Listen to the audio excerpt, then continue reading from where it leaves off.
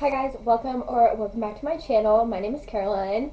First and foremost, before we get into this video, I have to formally apologize to you all because I have not posted a single video in like a month. I have had so many technical difficulties with my SD card, with editing, and I've filmed so many videos and literally all of them I had to delete because of technical difficulties, which stinks so much.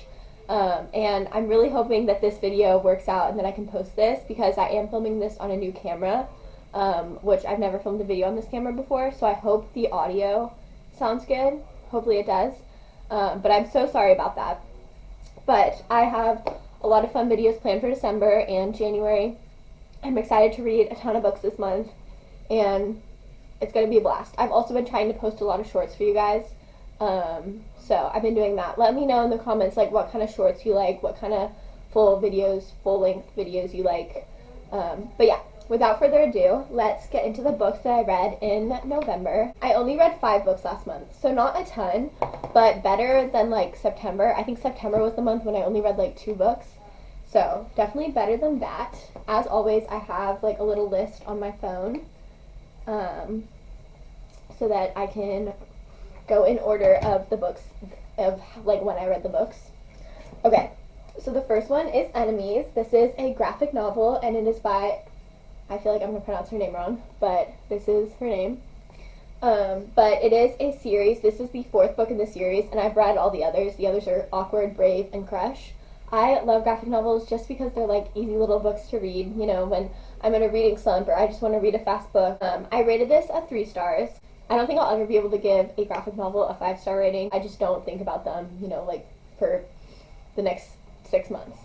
But I liked it. It was good. It was cute. I liked the characters.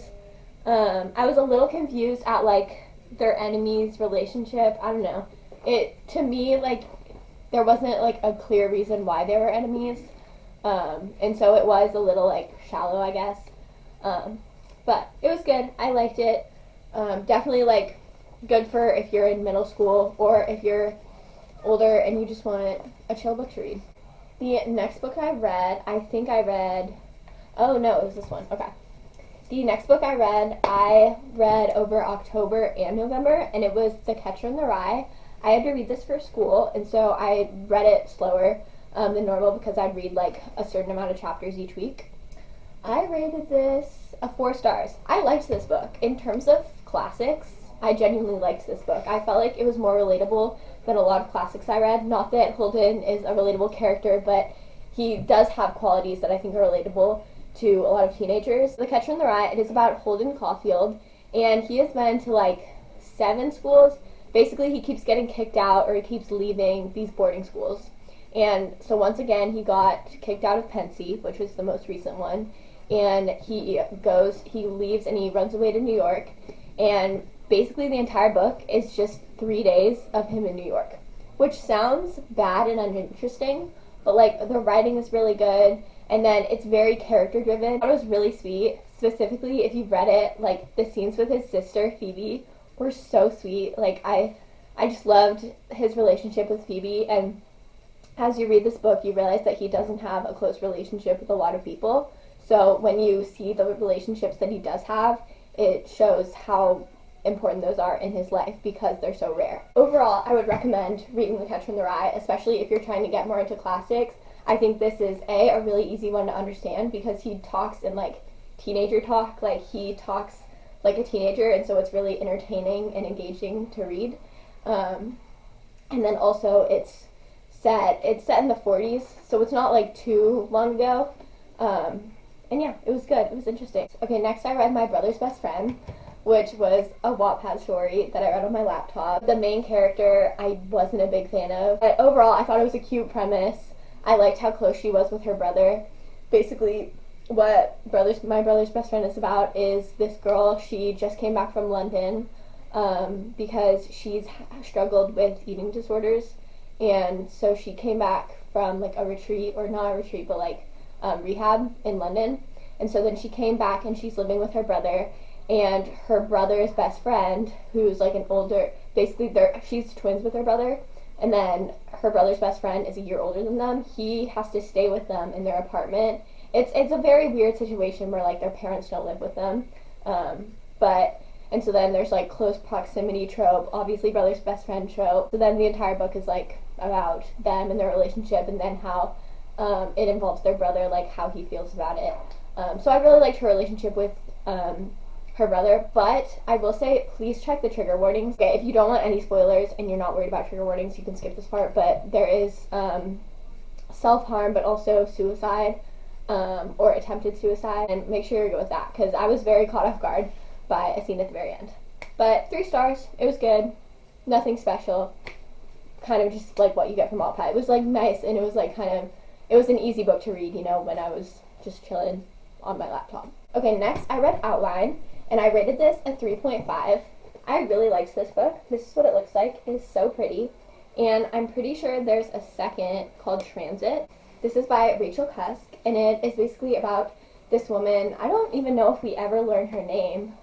We probably do, but it is a bunch of different conversations she has and interactions she has when she's going to Athens, Greece.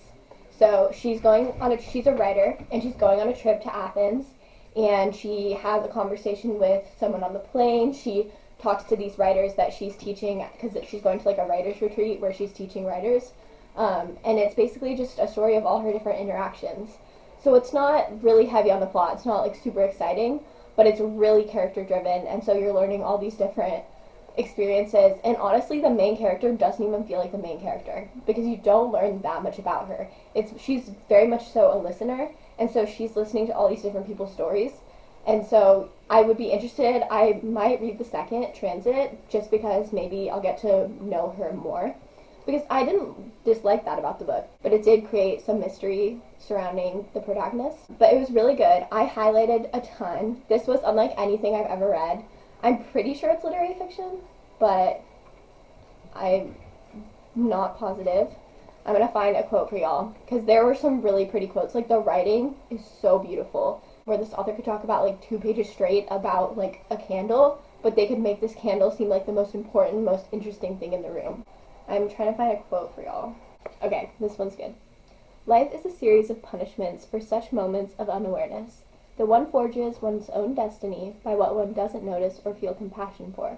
That what you don't know and don't make the effort to understand will become the very thing you are forced into knowledge of. I thought that was really pretty. It's kind of talking about like karma. But there's a ton of really pretty quotes. Also, this cover is just stunning. I was going to say last and certainly not least, but this might be my least favorite book that I read. Yeah, this is my least favorite book that I read this month. But it wasn't terrible, you know. I read Enchanted by Nora Roberts, which this is the first book in the Donovan Legacy series. If you haven't heard of Nora Roberts, she is this romance author who's written like dozens and dozens of books. Like, when you go to the airport, you see her books. When you go to the grocery store, you see her books. When you go to this tiny little town that has one store, you're going to see her books. Her books are everywhere, and they're very much like vacation reads, I guess. They're just little romances, and I had seen her everywhere, and I was like, okay, it is time that I tried one of her books. I've never read one of her books. I need to understand, what is the hype? Why are there so many? Why do people keep buying them? So I tried Enchanted. Basically, this one is about Liam and Rowan. Rowan needs to get away from her life, and she's just very overwhelmed. She doesn't enjoy her life. She's teaching right now. And so she literally runs away, gets a cabin, and lives in the middle of nowhere in this cabin. And then she runs into Liam, who's this long-haired dude who lives in a cabin like half a mile next to hers, or maybe like a mile next to hers. And they start talking, whatever. And then there's also this wolf that she keeps seeing. He just keeps like popping up, and he like stares into her soul. And I'm not going to spoil anything, but that's pretty much the plot line. It is a romance between Rowan and Liam. What I liked about it was the very cozy vibes. There were really nice cozy vibes that I liked, of like being in a cabin in a thunderstorm. I love that trope. I love reading about that in books. But I thought the romance was a little... I liked the romance, though. Like, the first half of the book, I liked the romance, and I liked what was going on. But then at the end, it kind of got strange, because there is this, like, magic kind of fantasy element to it, which wasn't my favorite to read about. The writing style wasn't my favorite. So I gave this a 2.75, which I did not hate it by any means, and I enjoyed the first half of it. But would I pick up another Nora Roberts book? Probably not. Okay, guys, those are the 5 books that I read in November. Comment down below if you've read any of them and what your thoughts are on them. I think this month was a decently good reading month, but I want to make December even better. I just got an advent calendar where I will have 10 books in December. Like, I'm opening 10 books in December, which I'm so excited for. So December, I will be getting a lot of new books, and I have a lot of books on my TBR that I'm excited to read for December. So I'm hoping it will be a really good reading month. But who knows? December is also a very busy month. So we'll see. Maybe I'll only read like 2 books, but hopefully not. We'll try to upload more videos and get through these technical difficulties. I'm so sorry about that, you guys. And I will see you next time. Bye!